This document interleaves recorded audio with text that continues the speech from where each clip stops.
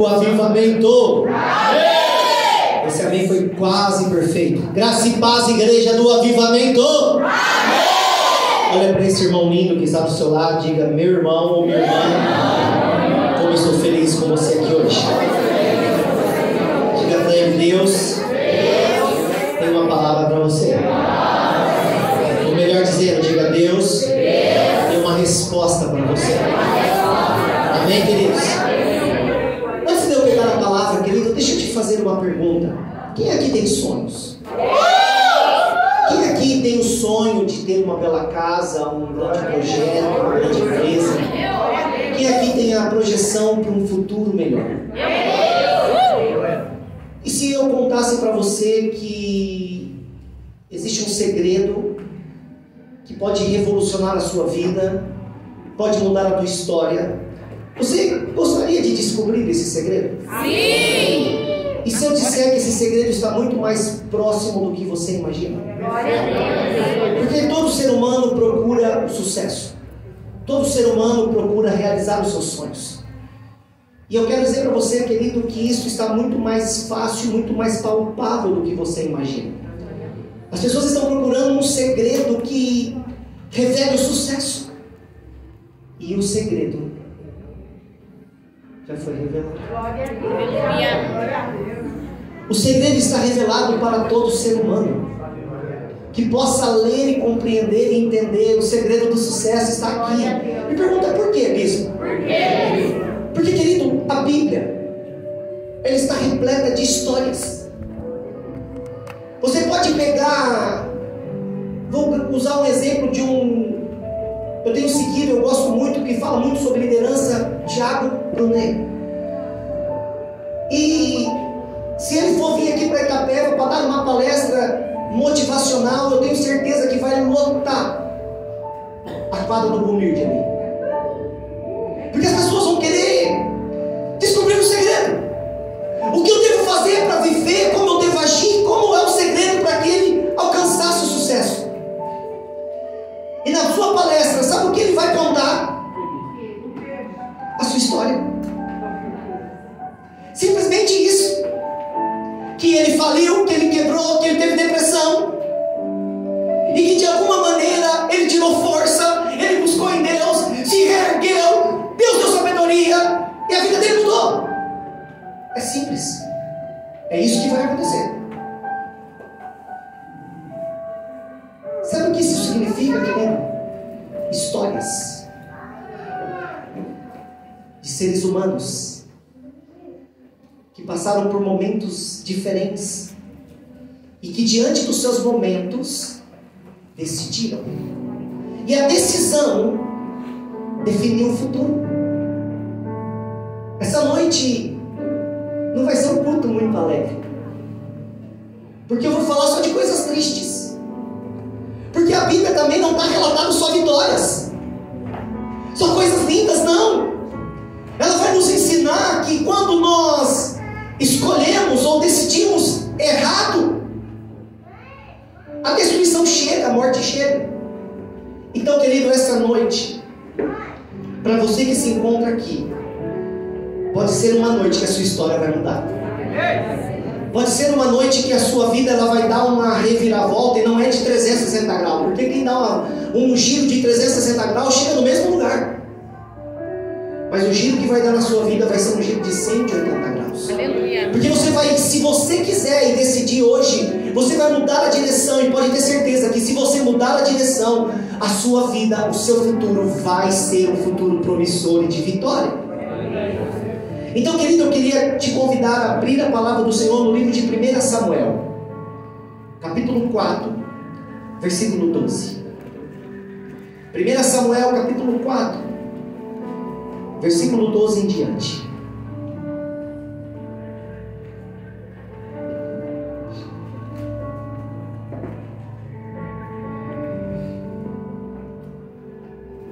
Amém? Quem achou, diga: eu sou 12. Eu sou 12. Quem não achou, diga: espere por mim mesmo. Amém? Todos acharam? Glória a Deus. A palavra do Senhor diz assim, 1 Samuel capítulo 4, versículo 12. Então o homem de Benjamim, saindo das fileiras, correu, e no mesmo dia chegou a pó. E ali havia rasgado as suas roupas, espalhado terra sobre a cabeça. Quando chegou, Eli estava sentado numa cadeira perto da estrada, olhando como quem esperava, porque o seu coração estava tremendo pela arca de Deus. Depois que o homem entrou na cidade e deu a notícia, diga assim, ele deu a notícia. Toda a cidade começou a gritar. Eli, ouvindo os gritos, perguntou: que alvoroço é esse? Então o homem correu e deu a notícia a Eli. Ora, Eli estava com 98 anos, os seus olhos já não se moviam, ele não podia ver.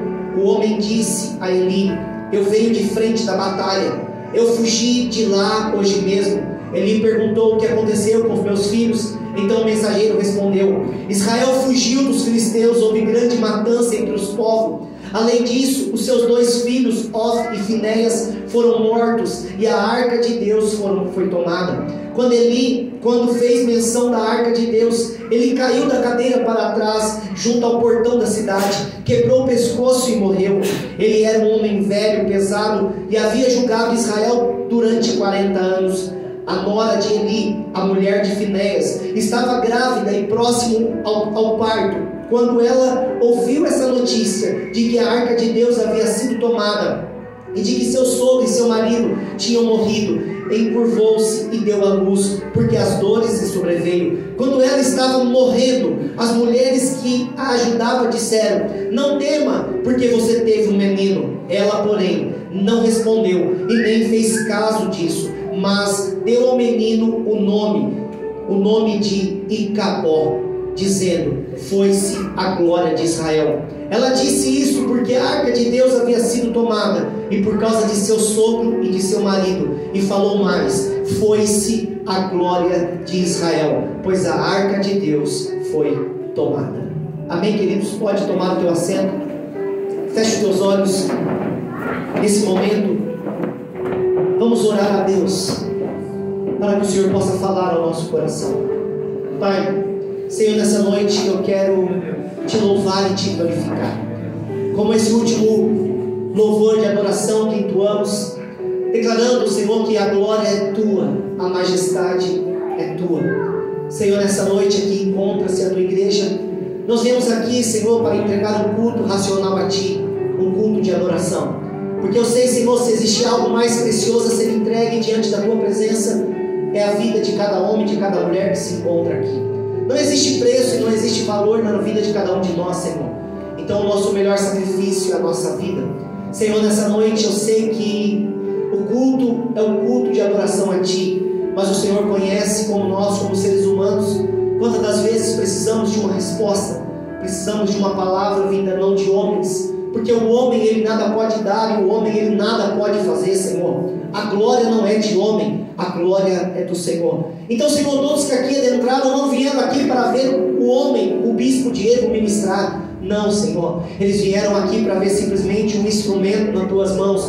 Senhor, que essa noite eu venha ser simplesmente um instrumento nas tuas mãos, como o oleiro precisa do barro para fazer algo, para fazer um vaso de honra. Assim, Senhor, eu quero declarar nessa noite a minha vida diante do teu altar. Eu quero ser simplesmente o barro, algo insignificante, que não serve para nada. Mas quando está na mão do oleiro, Senhor, vai se tornar em algo de valor, algo de honra, Senhor. E eu sei que todos aqueles que adentraram nessa noite vieram aqui para ouvir uma palavra vinda do céu sobre as nossas vidas. E eu tenho certeza, Senhor, essa noite vai acontecer algo poderoso no meio da tua igreja. Mas eu sei, Senhor, que o mundo espiritual ele é muito mais vivo e real do que imaginamos. E eu sei, Senhor, existe uma guerra travada contra cada vida, contra cada família. E é por isso que ousadamente eu peço uma comitiva de anjos de alta patente, Senhor. Coloca anjos nos 4 cantos dessa igreja, porque eu sei, vamos entrar numa guerra sobrenatural nessa noite. Mas eu sei, Senhor, que até o final deste culto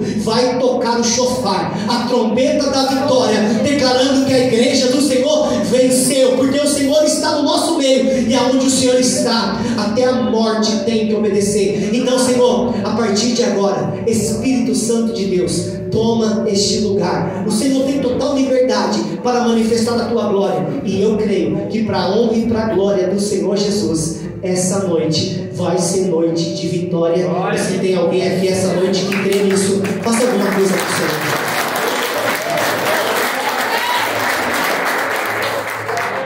Querido, como é maravilhoso estar na presença do Senhor.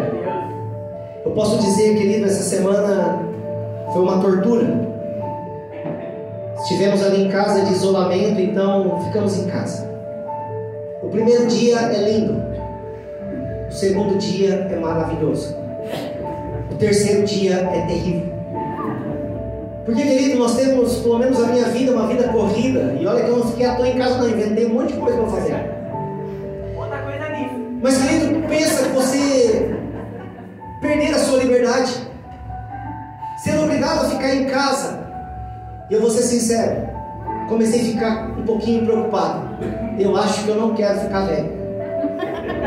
Eu já comecei a orar e interceder pelos aposentados. Porque, meu Deus,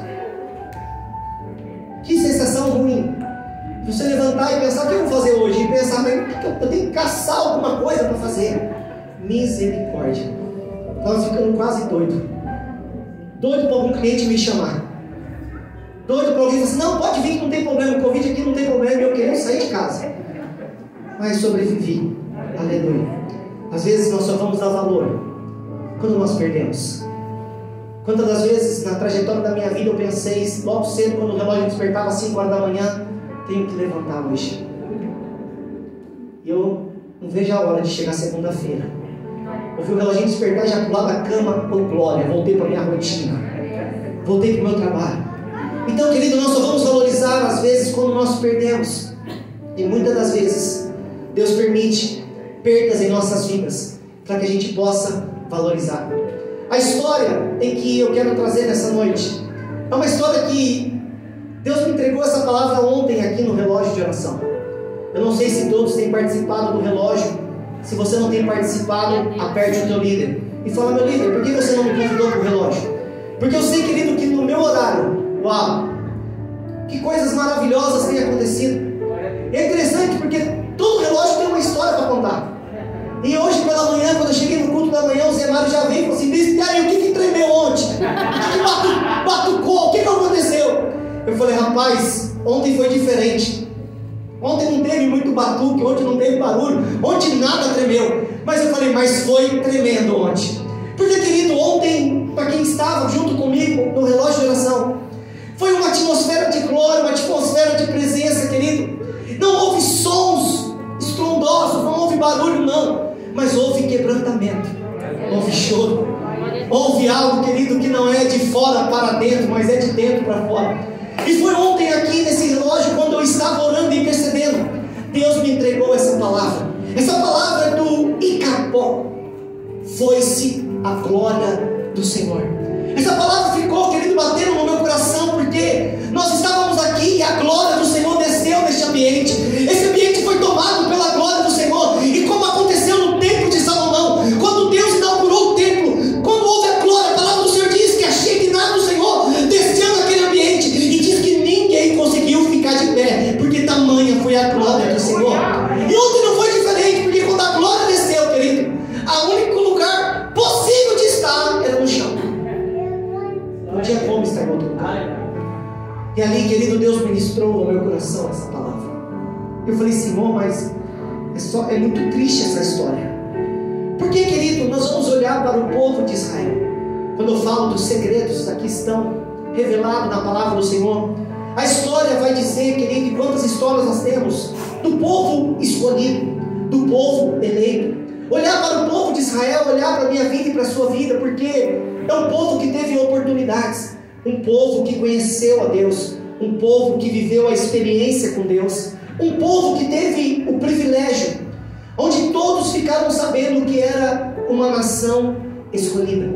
Essa noite, eu não sei se você está nos visitando pela primeira vez, eu não sei se você já entrou em uma igreja evangélica, eu não sei se você já teve a oportunidade de conhecer a Deus, porque eu sei que essa palavra, querido, é para aqueles que conhecem, é para aqueles que um dia já ouviram falar, é para aqueles que um dia experimentaram Deus. E falar do povo de Israel, querido, é falar de um povo que passou por muitos altos e baixos, mas um povo que viram tantos milagres. Se nós formos encurtar a história e trazer a história do Egito, de um povo que foi liberto através da vida de um grande mentor chamado Moisés, um grande líder que através da vida de Moisés, esse povo experimentou e viu a glória do Senhor. Eles viram, querido, não algo de ouvir falar, eles viram de experimentar, de ver com seus olhos, de ver de noite uma tocha acesa no céu, de dia uma nuvem que cobria e trazia sombra e refrigério. Eles viram um povo que tinha sede, e quando clamaram por água, viram a água jorrar da rocha. Um povo que estava com fome, e eles viam cair do céu o maná, o pão do céu. Um povo que falou: nós queríamos comer um pouquinho de carne, e de repente aparecer cordonizes no deserto para alimentar esse povo.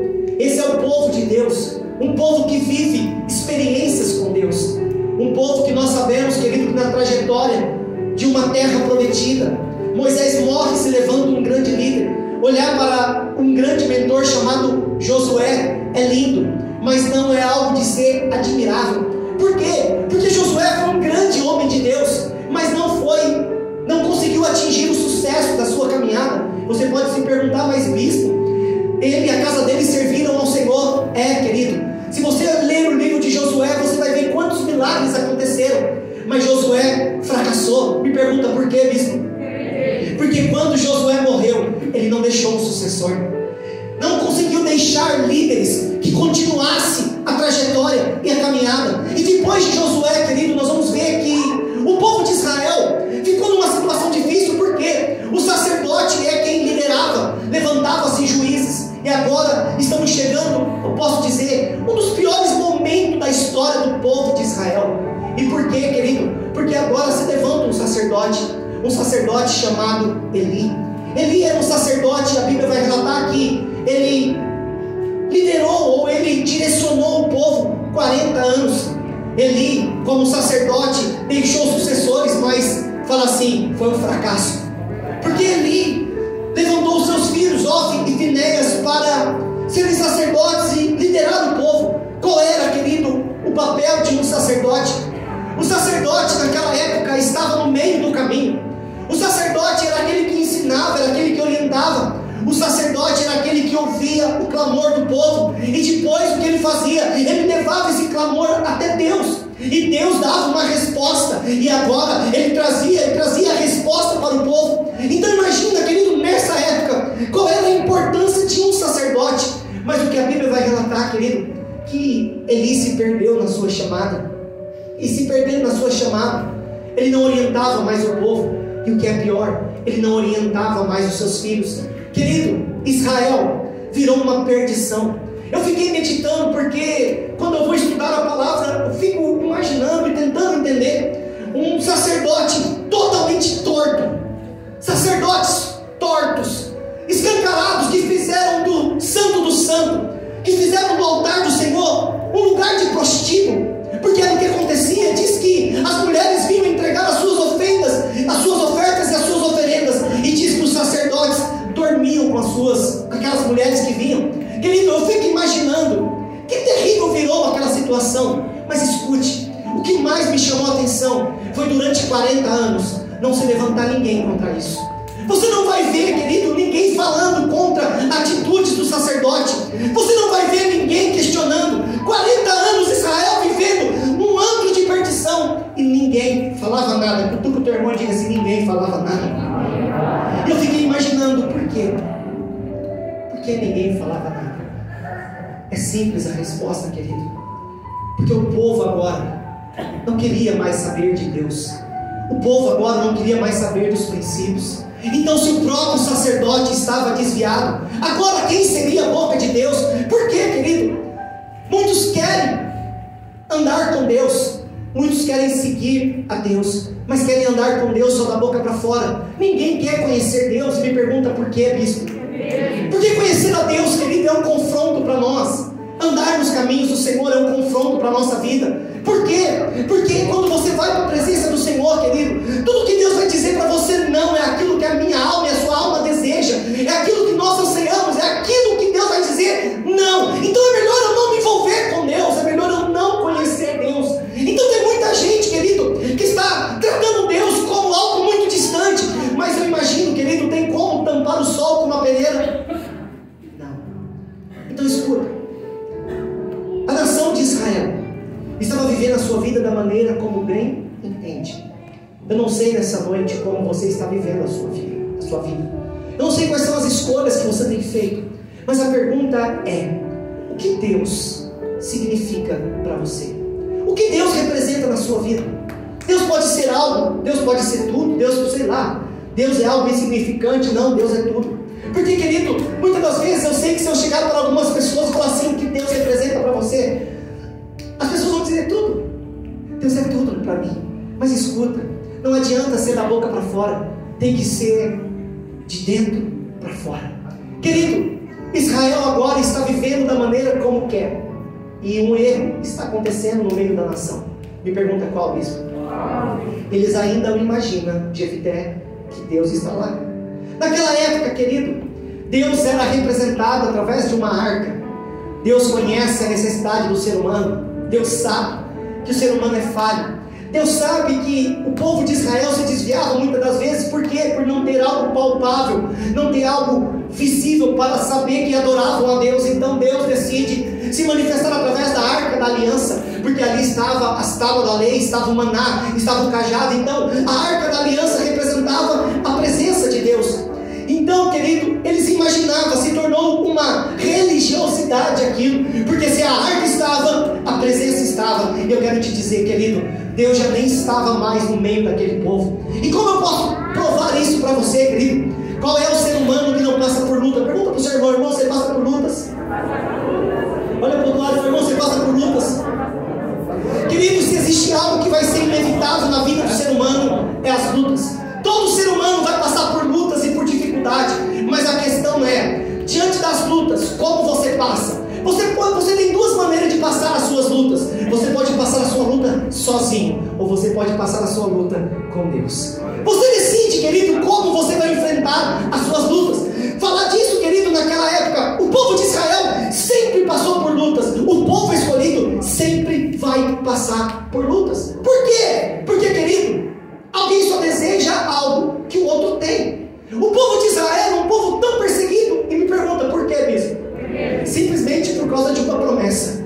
Eles são o povo de Deus. Então todos os eus da Bíblia, jebuseus, amorreus, heteus, tudo que é eus, olhava para o povo de Israel e dizia: não, vamos guerrear. Por quê? Porque queremos o que eles têm. Eles têm a marca da promessa. Então, querido, todo cristão vai passar por guerra. Por quê? Porque o mundo vai querer o que você tem. Me pergunta o que é, bispo? A marca da promessa. Então, querido, não é diferente. Naquela época tinha guerras. Diga aleluia. E as guerras, querido, não é como as guerras nos dias de hoje. Porque as guerras nos dias de hoje é uns conflitos de alma. Ai, ninguém me ama.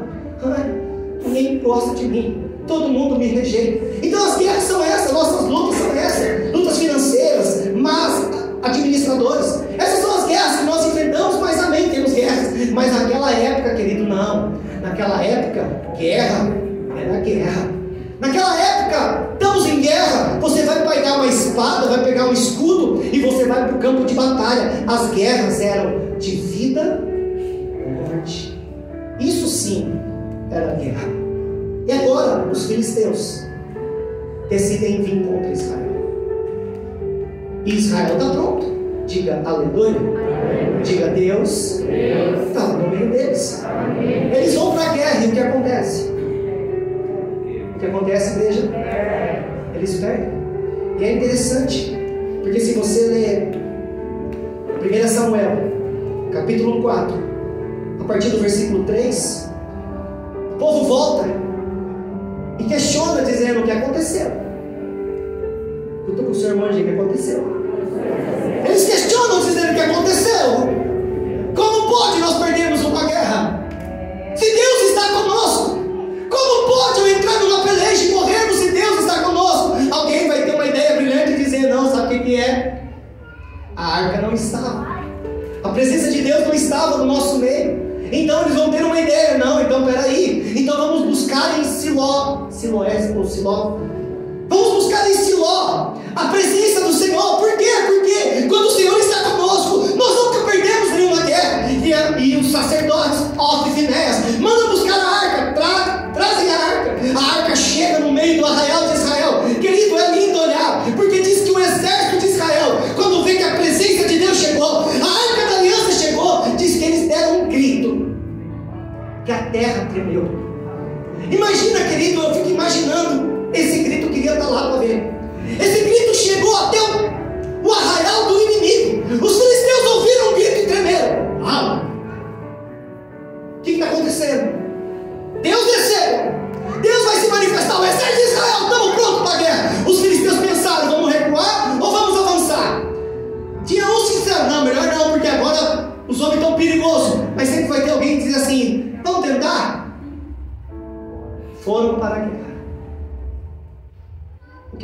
aconteceu, igreja? Como assim? A arca não estava no meio? Levaram a arca. Todo mundo motivado. Deus está conosco. Deus é poderoso. E de repente, um massacre. Os corajosos, cutuca o seu irmão, diga assim, os corajosos morrem. É sempre assim. Os valentão, os espertos, ó, quando viu que o trem ficou feio, ó, mais vale um covarde vivo do que um valentão morto. É simples. Querido, houve uma chacina. Os filisteus mataram o exército, mataram o sacerdote Ofni e Finéias. Sempre vai ter alguém para trazer uma boa notícia. Você já percebeu isso? Alguém para trazer uma notícia boa, ninguém vem não. Mas sempre sobrevive alguém para uma má notícia. Vem alguém da tribo de Benjamim, escapei! Ufa! Chega no meio da cidade de Israel e vai dizer: meu Deus, aconteceu uma tragédia. Eli, o sacerdote velho, como ele estava? A Bíblia deu cuidado de dizer assim, ó, velho e gordo. Não tenho nada contra gordo, é o que a Bíblia está dizendo. Vamos pensar no lado espiritual. A Bíblia vai dizer que Eli estava com 98 anos, cego, gordo, parado. Eu vejo que muitas das vezes a nossa vida espiritual pode estar desse jeito, cego espiritualmente, gordo espiritualmente, sedentário. Ele ouve, porque já não enxergava, e vê aquele alvoroço, as pessoas chorando, desesperadas. O que está acontecendo? O que aconteceu? O mensageiro vai dizer: teus filhos morreram, e a arca o inimigo levou. Eu não sei se ele teve um susto, ou foi Deus que quebrou a cadeira. Caiu de costa. É muita coisa ruim acontecendo, sim ou não? Cai de costa, quebra o pescoço e morre. A nora está nos dias de dar a luz. Ouvindo aquele tumulto, ficou nervosa, entrou em trabalho de parto, deu a luz. Quando dá a luz, tomada por uma angústia, por um sentimento no seu coração, era comum naquela época, diante de um momento que está vivendo, o momento de um filho, querido, que é o momento de trazer alegria, trazer esperança, é algo novo. Diz que essa mãe, a Bíblia não relata o nome, mas diz que essa mãe está morrendo, angustiada, triste, as parteiras, olha para ela e diz: se anima, você teve um menino. Diz que a mãe ouve aquilo e diz: não dá nem bola para a criança. E ainda antes de morrer, vai liberar uma palavra sobre a vida daquela criança, e vai colocar o nome de Icabor. Foi-se a glória de Deus. A Bíblia não fala mais nada sobre essa criança, mas imagina essa criança na escola. Imagina quantos bullying. Mas o que eu quero trazer nessa noite, querido, é que essa criança, essa palavra liberada sobre essa criança representava uma geração que estava viva, uma geração que já havia perdido a glória de Deus. Por quê, querido? Aquele povo, aquela geração se distanciou de Deus, imaginava que agora Deus, sabe o que Deus representava para eles? Simplesmente um amuleto da sorte. Em tempos de guerra, vamos buscar Deus. Quando estava tudo bem, para que Deus? Deixa Deus no tabernáculo, deixa Deus no Santo dos Santos lá. Então eles imaginavam, querido, que Deus estava no meio daquele povo, mas Deus já não estava mais. E quantas das vezes na minha vida e na sua vida, nós temos um discurso da boca para fora: Deus está comigo. E me desculpe a sinceridade, querido, tem muitos momentos que Deus não está nem perto de você. E aqui foi uma surpresa, porque as pessoas se questionavam: o que aconteceu? Por que fez isso? Por que aconteceu isso? Os porquê muitas das vezes batem na nossa mente. Porque agora aqui Deus não representava nada, parece. Agora Deus representava luto, Deus representava morte, Por quê? Porque os sacerdotes morreram. Israel estava agora passando a ser escravo. E onde está Deus? Deus está em silêncio. Eu imagino, querido, os questionamentos. Cadê Deus? Onde está Deus? Deus não significa mais nada para Israel. Pegam agora, querido, o nome de Deus. E sabe o que querem fazer? Zombar de Deus. Pegam agora, porque agora os filisteus também dizem que Deus não é nada, que Deus não significa nada. E eu te pergunto, o que Deus significa para você? Você já parou para pensar nisso? O que Deus significa para você? Para Israel agora parecia que nada, mas na terra dos filisteus estão zombando de Deus. Estão pegando a arca da aliança e colocam dentro do santuário do Deus d'água. E ali, querido, Deus vai se manifestar. Mesmo no território do inimigo, a glória do Senhor vai se manifestar. Mas sabe o que me chama a atenção? Digo o que, bispo? Em Israel havia morte. E no território do inimigo, aonde Deus está, sabe o que iria acontecer? Morte. Pior. Diz que aonde a arca da aliança está, agora aqueles homens foram acometidos por tumores, por hemorragias. E ninguém sabia o que está acontecendo, mas era a manifestação da glória de Deus. Querido, isso dá um nó na nossa cabeça.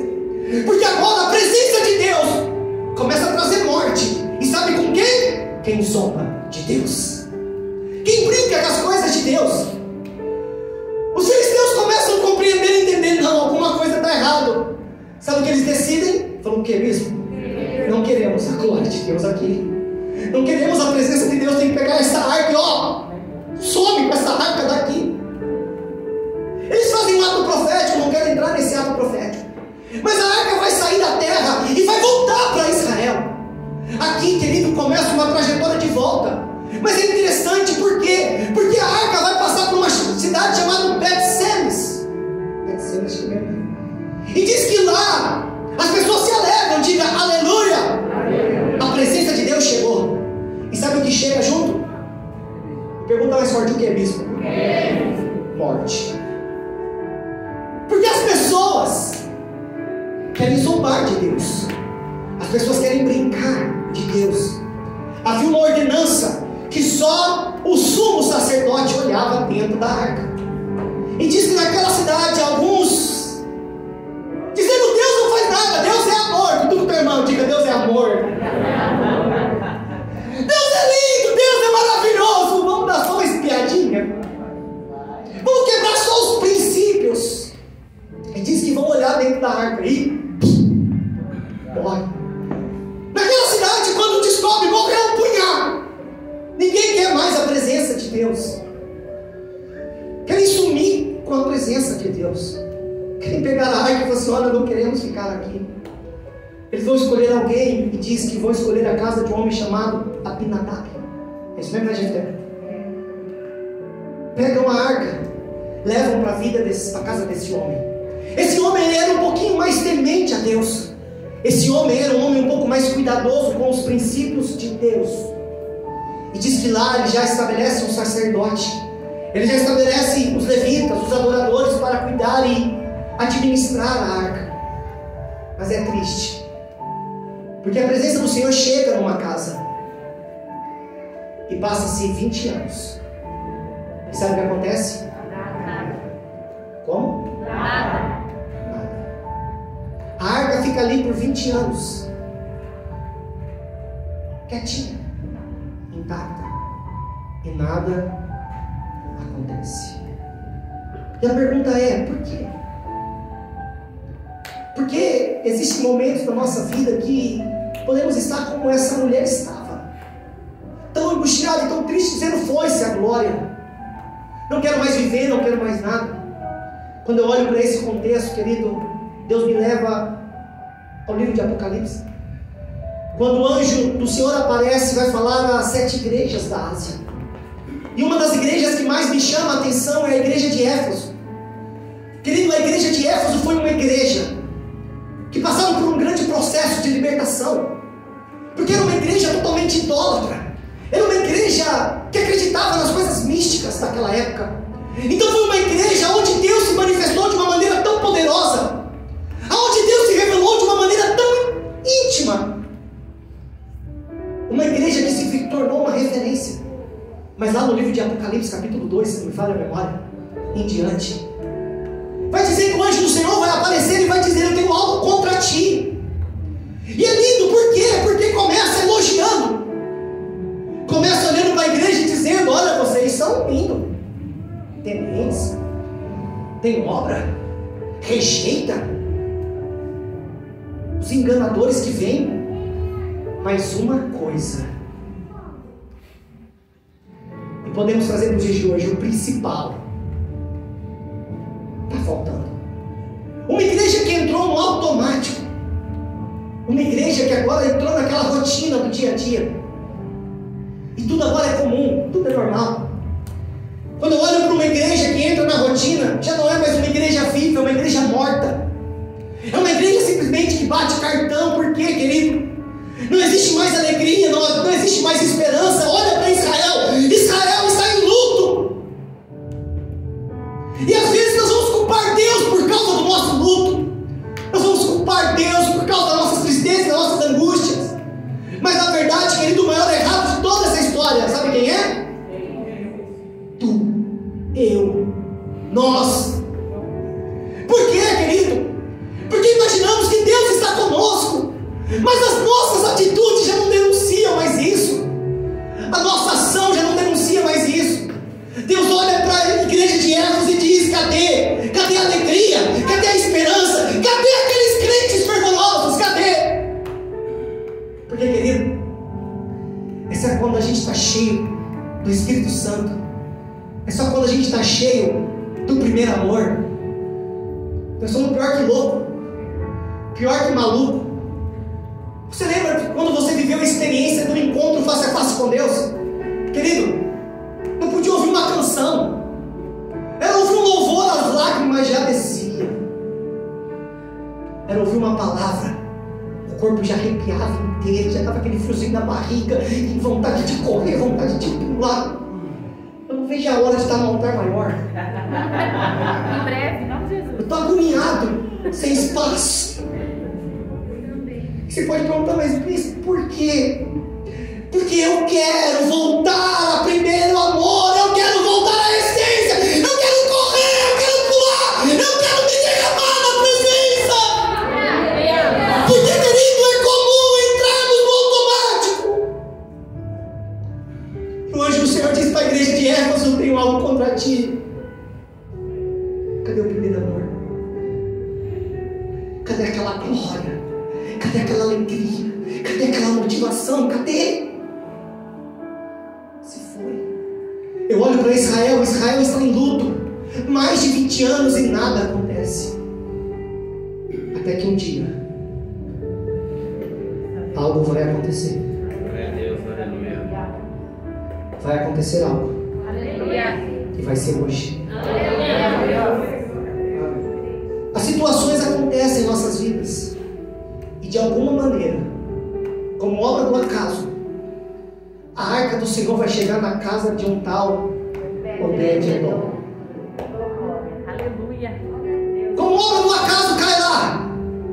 E quando chega, aleluia, a gente vai entender e compreender o que Deus representa para alguns. Porque na casa de Abinadab, a presença do Senhor chegou e 20 anos nada aconteceu.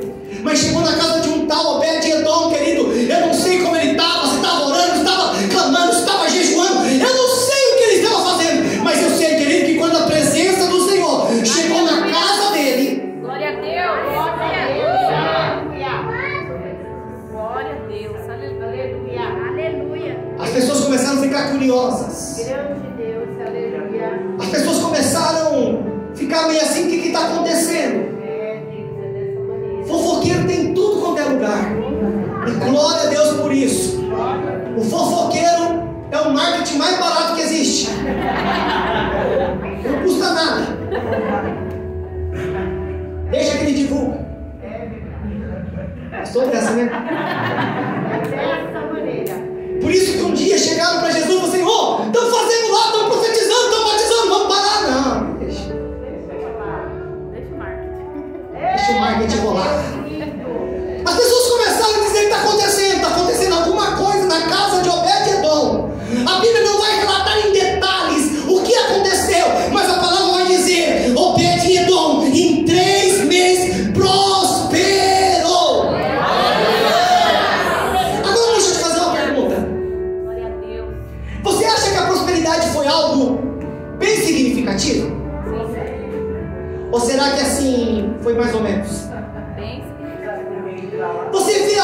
falar mais ou menos de alguém que é insignificante? Então, querido, aí eu fico imaginando, falando, Senhor, para chegar até no Palácio Real, Senhor, tu está sabendo o quê? O que aconteceu com Obed-Edom? O homem foi curado, foi liberto, foi transformado, está prosperando, está crescendo, está dando certo. E a pergunta é por quê? Por que, igreja? Por que, igreja? Você precisa ter um pouco mais de certeza para uma resposta. A mudança na vida de Obed-Edom foi simplesmente porque a presença chegou na vida dele. E aonde a presença chegou e ela achou uma terra fértil, ela achou, a presença do Senhor achou um ambiente favorável para manifestar a glória. Em Israel, a presença gerou morte. Na terra dos filisteus, a presença gerou morte. Mas quando a presença chega numa casa de homens e mulheres dispostos a viver algo novo, vai ter vida e vida com abundância.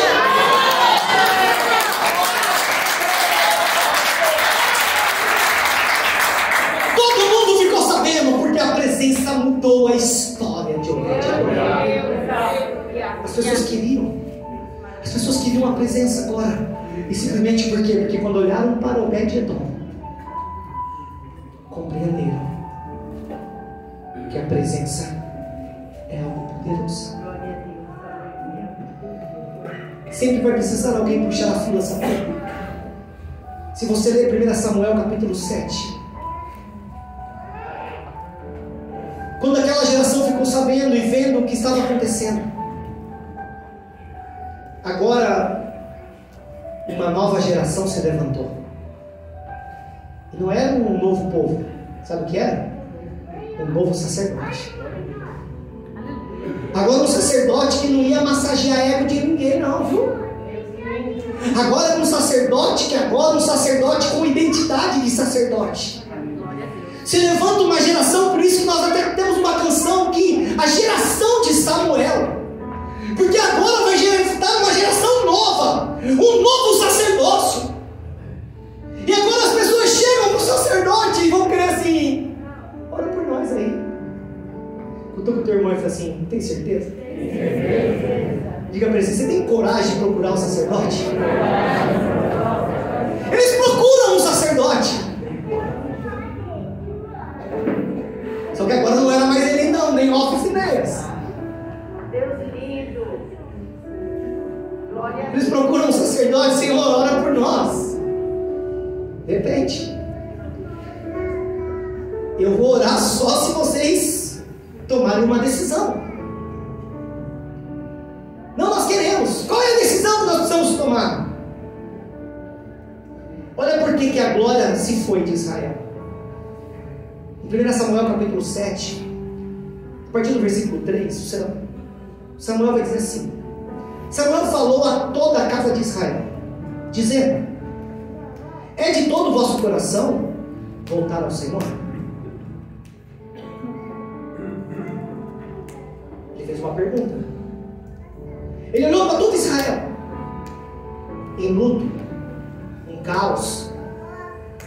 Ele faz a pergunta dizendo: ei Israel, vocês querem voltar para o Senhor? Israel vai responder: sim. Tem certeza? Porque agora, querido, servir a Deus não é simplesmente da boca para fora. Servir a Deus vai precisar atitudes. É de todo o coração que vocês decidem servir a Deus? Sim! Então, a partir de hoje, começa a tirar todos os deuses estranhos do meio de vocês. A partir de hoje, então, começa a tirar tudo que é prioridade no lugar de Deus na sua vida. Porque se você quer a glória do Senhor, a glória é dele, é para ele, é por ele são todas as coisas. Então, se vocês querem hoje tomar uma decisão, primeira coisa, tira todos os deuses estranhos do meio de vocês para voltarem para o Senhor. Aqui, querido, vai mostrar como estava Israel. Israel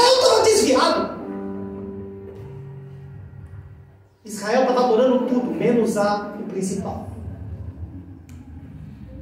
Então essa foi a primeira colocação de uma nova geração. Você quer a glória do Senhor na sua vida? Na sua história? Então tira tudo aquilo que rouba a atenção dele. Tira. Porque se você tirar, se prepara. Deus vai começar a te usar. E ele vai dizer ainda: tira os deuses estranhos. E a partir de hoje toma uma decisão. Fala qual bispo? Tu vai adorar somente a Deus. Estão preparados para isso? É uma questão. Querido, em todos os momentos da nossa vida de decisões preciosas, sabe o que vai ter? Fala o que, bispo? Guerra. Porque agora, querido, Israel está se reerguendo. Agora tem um novo sacerdote que está trazendo instrução para o povo, e uma mudança vai acontecer. Quando os filisteus ficam sabendo que Israel está se reerguendo, sabe o que eles decidem? Vamos fazer guerra de novo? Diga aleluia. Não, dá glória a Deus pelas suas guerras aí, vai. Porque o inimigo agora estava só não tinha uma certeza. Se vencemos a primeira vez, o que vai acontecer na segunda? Você lembra quando eu era criança? E lembra quando você brigou com alguém? E aí você bateu? Tu quase nessa também. Às vezes você só apanhava. Mas se você só apanhava, você lembra como teu inimigo ficava corajoso com você? Como ele te abusava? Cada vez mais ele ficava mais pomposo. Então imagina agora os filisteus. Há 20 anos atrás, o que aconteceu com Israel? 20 anos depois, o que vai acontecer com Israel? O inimigo estava assim, ó, não vai dar nem pro começo, não vai dar nem pro cheiro, vamos com tudo. Só tinha um detalhe.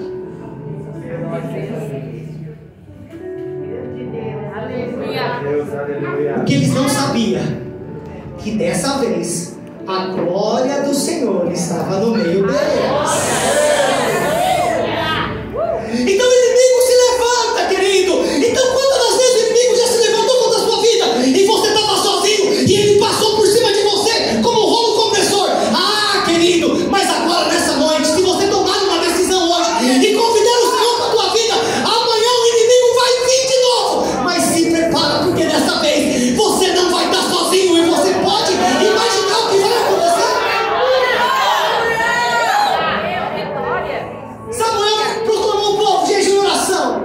Não vai para guerra não, mas Samuel, vamos para guerra, vamos se alimentar. Não. A nossa guerra é diferente. Pode orar, pode jejuar, pode adorar, pode cantar, pode glorificar, porque nós vamos para a guerra. Mas escute uma coisa: quando a presença do Senhor está conosco, a guerra é dele, a peleja é dele, a luta é dele. É ele responsável por tudo. O inimigo veio. Sabe o que aconteceu? Deu nem puxão. Porque agora Deus está no meio do povo. O massacre foi tão feio.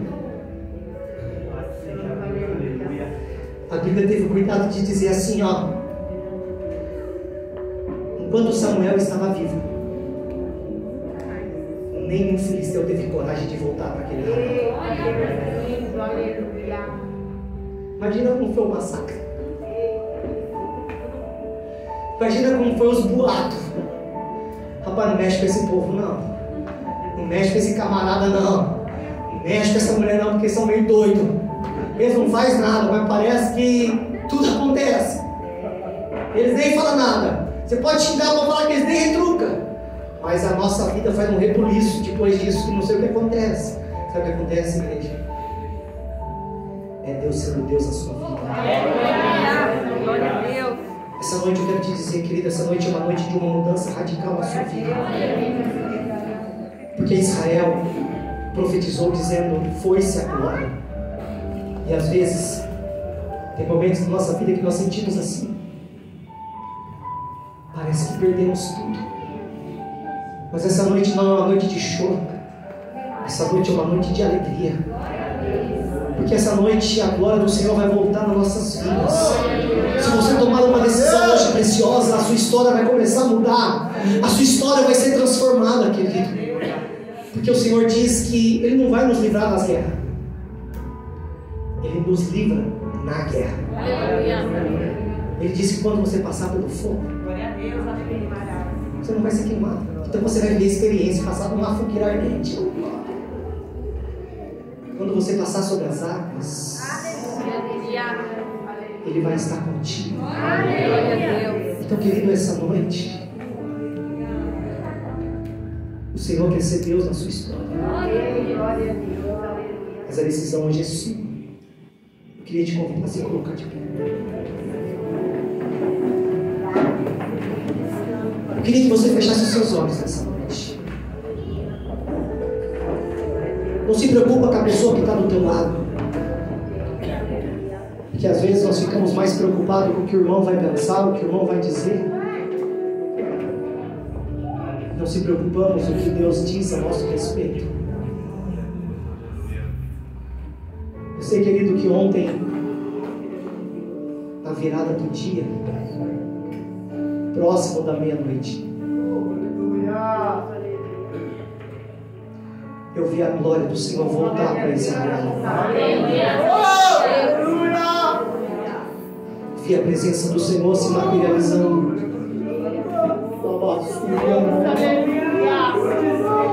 Eu sei que essa noite você pode ter pensado, declarado, e acabou, foi-se. Mas o Senhor me levantou como um sacerdote de uma nova geração para trazer de volta aquilo que nós havíamos perdido, aquilo que por alguma situação nós deixamos ficar para trás, a nossa alegria, a nossa esperança, a nossa motivação, o nosso entusiasmo. Parece que o frio tomou conta do nosso coração.